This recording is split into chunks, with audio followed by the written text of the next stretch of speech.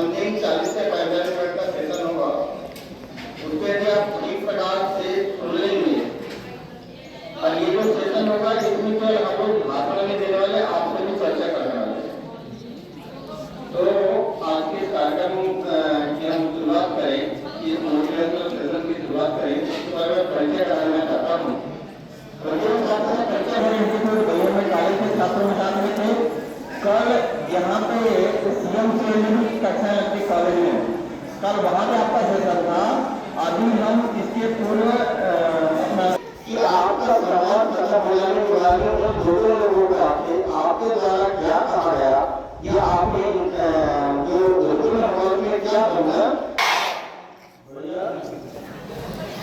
आवाज आ रही सभी को? बगैर माइक की आ रही? तो इसमें से बोलूं, माइक में से कैसे बोलूं?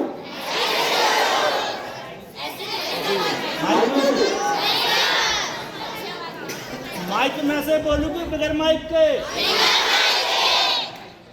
अरे बगैर माइक की बोलना तो हाथ ऊपर करो। बहुमत ज्यादा है इसलिए माइक रख देता है। सुनाई पड़ेगी चिंता। पासवर्ड रहता है पहले, उससे मोबाइल खुलता है। तो ये जीवन का पासवर्ड है जो यहाँ विद्यालय से आपका खुल रहा है। और यदि इस पासवर्ड को आप भूल गए या गलत तरीके से खोल लिया तो आपके जितने उसके अंदर जो तंत्र विद्या रहती है मोबाइल के अंदर, वो पूरी गड़बड़ हो जाएगी जीवन की। इसलिए विद्यार्थी जीवन में पूरे होश हवास के साथ में शिक्षा को ग्रहण करना है। जरूरी नहीं कि सबरे सर्विस में जाएंगे, कोई व्यापार करेगा, कोई दुकान करेगा, कोई किसान बनेगा, कोई लीडर बनेगा, कोई चुनाव लड़ेगा, ऐसे अनेक कोई समाज सेवा करेगा, कोई राजनीति करेगा। लेकिन यहाँ से जो हम सीखे वो हमारे जीवन में उपयोगी होने वाला है। आदरणीय प्राचार्य महोदय, सभी शिक्षकगण और सभी विद्यार्थी, शांत रहो। सभी को मेरा राम राम। आ रही है आखिरी तक? नहीं आ रही? हमारे पास हमें जीवन में जो सांसें मिली हैं वो निश्चित हैं, यानी जो समय भगवान ने दिया है हमें जीने के लिए वो निश्चित है। हानि लाभ जीवन मरण सब विद्यार्थ, यानी ऊपर वाले के हाथ में है सब कुछ। यस हानि लाभ जीवन मरण, यस अपयस सब विद्यार्थ। तो हमारा जीवन निश्चित है, जब प्रभु ने बुला लिया तब चले जाएंगे। सांसें भी निश्चित हैं, समय भी निश्चित है। इसका जो जीवन में सदुपयोग, यदि हम यहाँ बैठे हैं तो निश्चित तौर पर हम स्वप्रेरणा से अगर बैठेंगे तो निश्चित तौर पर हमें बैठने में अच्छा लगने वाला है। और अगर हम दबाव में बैठेंगे तो निश्चित तौर पर ऐसा लगेगा कोई वजन रखे हुए है, ऐसा लगेगा कब जाए यहाँ से। तो जब बैठना है, जो जीवन जीना है, तो निश्चित तौर पर जब हम उसे हंस खेल कर यानी प्रसन्नता के साथ में उस समय का सदुपयोग करेंगे, निश्चित तौर पर वो हमारे जीवन में एक अच्छा क्षण है और जीवन में ये सब बातें हमारे काम आने वाली हैं।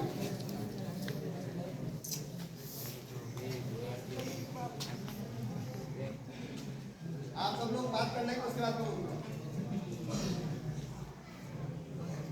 फल नहीं खाते हैं सरवर पियत न पान, कह रहीम प्रकाश हित संपत्ति संचय सुजान। वे रहीम जी क्या कहते हैं कि तरवर यानी पेड़, तो तरवर क्या नहीं फल नहीं, तरवर अपना जो पेड़ है वो अपना फल खाता है क्या? और जो सरोवर है तालाब है वो अपना पानी पीता है क्या? तो रहीम जी कहते हैं कि जो अच्छे लोग होते हैं, सज्जन लोग होते हैं, वो संपत्ति संचय सुजान, यानी वो कहते हैं जो संपत्ति है वो किसके लिए इकट्ठे करते हैं? वो इसके लिए इकट्ठे करते हैं जिससे वो परोपकार कर सकें, दूसरों की मदद कर सकें, भलाई कर सकें। तो जब हम अपनी स्वयं की चिंता नहीं कर पाएंगे, जब स्वयं अनुशासित नहीं रहेंगे, तो निश्चित तौर पर हम दूसरे, जब हम अपना ही वो भला नहीं कर सकते तो दूसरे का भला, यानी जब भला नहीं करेंगे तो संपत्ति नहीं कमाएंगे, धन नहीं कमाएंगे, और जब धन नहीं कमाएंगे तो कैसे किसी का सहयोग कर पाएंगे? कर पाएंगे क्या? कुल मिलाकर मैंने बताया मैं ग्वालियर से आया हूँ, तो ग्वालियर कौन सी दिशा में है यहाँ से, किस दिशा में दिखेगा, यानी निकोबार द्वीप समूह है, उसके अंतर्गत आता है इंदिरा पॉइंट, है ना। अब सबसे उत्तर में क्या है भारत के, कौन सा स्थान है सबसे उत्तर में? जम्मू कश्मीर क्या है? अरे बहुत बढ़िया, क्या है जम्मू कश्मीर? बहुत बढ़िया। जम्मू कब बना केंद्र शासित प्रदेश? बता।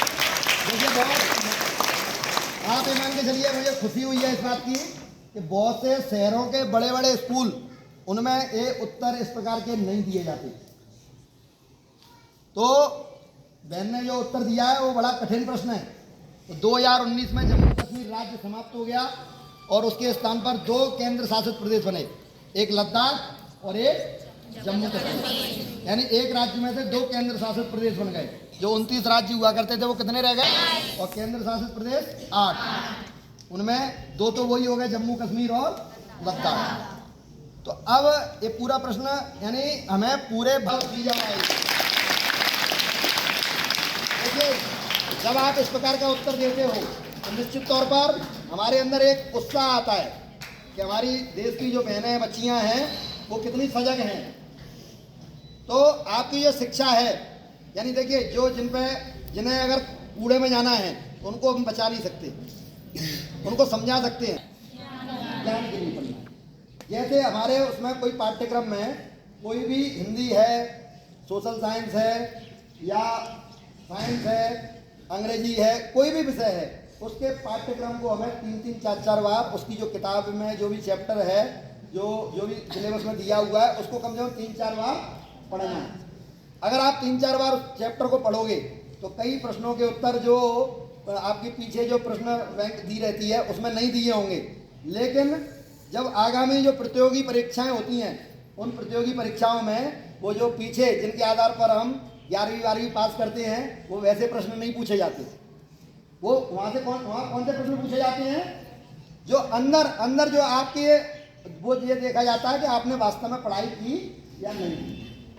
मेरे कुछ सहपाठी हैं, दोस्त हैं, जैसे मैंने अभी पूछा कि ये क्षेत्र कौन से पर्वत श्रृंखला है, आपने उत्तर नहीं दिया। बताओ क्या है, कौन सा उत्तर है, कौन सी माउंटेन रेंज है ये? कम 3 नदियों के नाम किस किसको मालूम है? बालाघाट की 3 नदियां,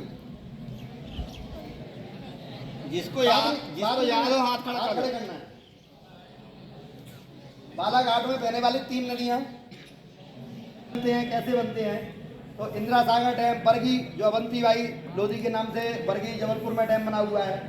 तो अब हम सब जब हम इन पर्वतों के बारे में, इन नदियों के बारे में, इन पेड़ों के बारे में, हमारी जो पहनावा है, हमारी संस्कृति है, जब हमारे इन सब बातों के बारे में विचार करते हैं तो हम कुछ सोचने लगते हैं। जब सोचते हैं तो हमें लगता है कि नदी कहाँ से निकली है, कैसे निकली है, कौन कौन से शहर पड़ रहे हैं इसके किनारे, है ना।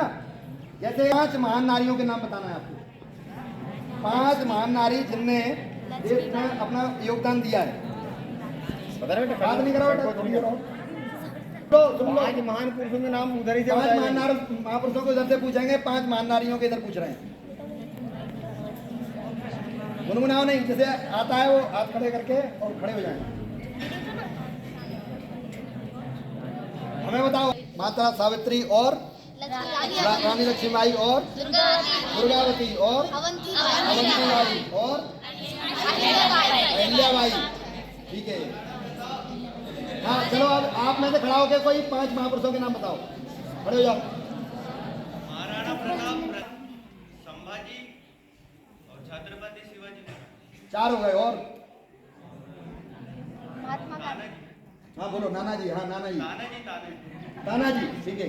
और हो गए 5 बोले तो 5 ही बताओगे क्या? हाँ 7 टोपे। और सुभाष चंद्र बोस। चलो बैठो, सुनो अब 1 मिनट। देखो जैसा हम अन्न बनते हैं, अगर हम खराब अन्न खाएंगे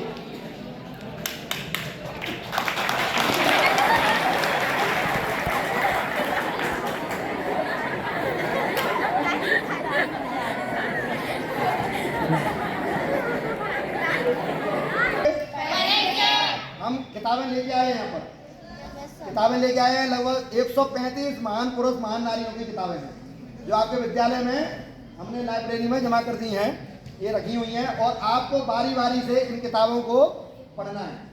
अगली बार जब हम आएँ तो एक साथ आप 50 लोगों के नाम ले सकें और कम से कम उनके जीवन चरित्र के बारे में खड़े होकर 5 मिनट बोल सकें। जैसे 1-2 प्रश्न है मेरे आपसे, आप में से इंजीनियर कौन बनना चाहता है? इंजीनियर कौन बनना चाहता है? डॉक्टर? ठीक है। इसके अलावा IAS IPS कौन बनना चाहता है? बड़ी संख्या है। अच्छा 1 मिनट, आर्मी में कौन जाएगा? आर्मी में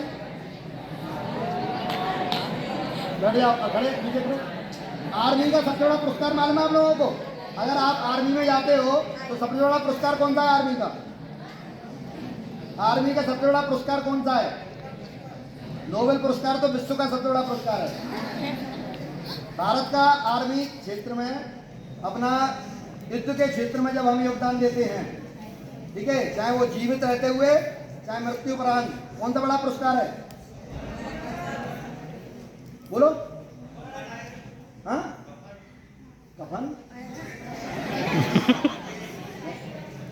परमवीर चक्र सुना है कभी नाम? सबसे बड़ा पुरस्कार क्या है? अब मालूम के नाम बिरसा, भगवान बिरसा मुंडा हुए हैं, नाम सुना है ना? बिरसा मुंडा की